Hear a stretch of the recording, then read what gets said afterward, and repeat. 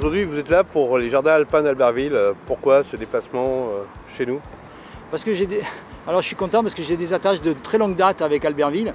Ne serait-ce que le projet que j'avais fait avec des jeunes de sport-études du lycée Jean Moulin il y a quelques années, où on est allé au Népal justement. Et puis il y a 3 ans, j'étais le premier parrain de ce salon des jardins de montagne. Et puis on m'a réinvité cette année, donc je viens avec plaisir. Et en plus de ça, j'ai un projet avec Albertville pour 2022. Alors, vos impressions? Ah ben là, on a une chance exceptionnelle d'avoir le beau temps. Ben, les impressions, c'est toujours aussi chaleureux, franchement. Et le jardin, les concurrents, là, cette année, il y en a 7. Et c'est vraiment de très très bonne qualité. Et puis c'est humain, c'est la nature. C'est très très très positif. Les sommets, ça vous gagne? Quelle belle aventure, quels beaux exploits. Si vous devez retenir que quelques souvenirs forts, qu'est-ce que vous diriez? Ben, je dirais par rapport à ce qui se passe ici, je dirais un peu ce que disait mon fils quand il avait 12-13 ans. Et il m'avait dit, bon il avait peur parce qu'il voyait que je prenais quand même quelques risques en montagne. Il me dit mais laisse-la tranquille cette montagne, t'as rien fait. Voilà. Et en fait c'est pas la montagne qui est dangereuse, c'est nous qui ne la respectons pas assez. Parce que même si j'allais faire une escalade difficile dans les Alpes, si j'avais un accident, ben, je l'ai cherché. Donc j'allais taquiner les montagnes. Et mon fils, il disait, mais laisse-la tranquille cette montagne. Pour revenir à votre futur exploit, vous allez nous l'expliquer, à près de 70 ans, vous avez décidé de remonter au sommet. Oui, alors bon, j'ai arrêté la montagne intensivement il y a déjà 20 ans, mais j'en fais toujours un petit peu. Et il s'est trouvé que je vis avec un Brésilien. Donc j'ai passé 3 ans au Brésil. Et comme il est jeune et sportif, il y a 3 ans, je lui ai dit, même bientôt 4 ans maintenant, je lui ai dit pour mes 70 ans, je t'amène à l'Everest. Voilà. Le projet, il a démarré comme ça. Donc lui, il a beau être jeune, mais finalement, il n'est pas fait pour faire l'Everest sans oxygène. Donc je vais le faire avec Pasang Sherpa, Nourou, qui est un Sherpa exceptionnel, qui a fait 13 fois l'Everest.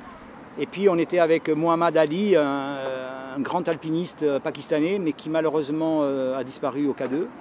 Et c'est son fils qui va le remplacer. Donc, humainement, c'est une belle histoire, mais triste quand même. Il faudra la condition quand même pour refaire un tel exploit à 70 ans. Moi ça va, j'ai une super condition. Alors, comment on se maintient, on s'entretient à votre âge? Eh ben, c'est l'hygiène de vie. Donc depuis que j'ai cette idée de repartir à l'Everest pour mes 70 ans, ça fait bientôt 4 ans maintenant, eh ben, j'ai maigri parce que j'avais pris un petit peu de poids, pas beaucoup mais un peu. Et puis je fais encore plus attention à la nourriture et puis je fais un peu plus de sport. Grimper sur les sommets du monde, ça donne une volonté et je dirais un mental d'acier? Oui, mais le mental, bon, je crois que je l'ai toujours eu. Puis ce qui manque le mental, c'est de voir, c'est fou, notamment sur les réseaux sociaux, le nombre de jeunes qui me disent « Ah mais c'est super quand même ». Alors il y en a qui sont très sympas, qui disent « Ah, un vieux de 70 ans qui va à l'Everest, c'est encourageant pour les jeunes de 30 ans quand même ». Donc voilà, ça aussi, ça fait partie de la motivation. Le recul que vous avez sur la pandémie que nous subissons? Ben, le regard que j'ai, justement, pas plus tard qu'il y a quelques minutes, j'avais le Katmandou au bout du fil, un journaliste pour parler de ce qui se passe au Népal. C'est absolument scandaleux qu'à l'Everest, il y a plus de 2500 bouteilles d'oxygène et qu'il y a des gens qui meurent de manque d'oxygène à Katmandou. Donc le monde est à l'envers. Il y a trop d'oxygène sur la montagne et à Katmandou, les gens meurent dans la rue parce qu'ils n'ont pas d'oxygène. On revient à vos grands exploits. Vous ne m'avez pas répondu tout à l'heure.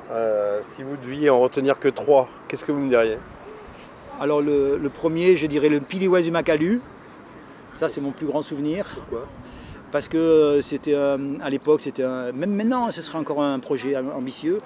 Aller au Piliwasi Makalu en solitaire et que j'ai réussi, donc ça a été une angoisse. Ça a été aussi le démarrage de mes livres, parce que je me suis mis à écrire. Je ne suis pas écrivain, mais j'ai commencé à écrire grâce à ça, parce que ça m'a aidé pour lutter contre la peur. Et puis le deuxième, mes enfants qui ont supporté un peu ma passion. Et puis troisièmement, la vie que je mène maintenant avec mon compagnon brésilien. Et puis voilà. Un message à passer pour vos fans et ceux qui vous suivent? Merci de m'encourager déjà, ça c'est très important. Et puis je dirais quand même à beaucoup de gens, ayez le courage Moi je suis contre la délation, hein, ça c'est sûr, c'est clair et net. Mais ayez le courage de lutter contre les opportunistes.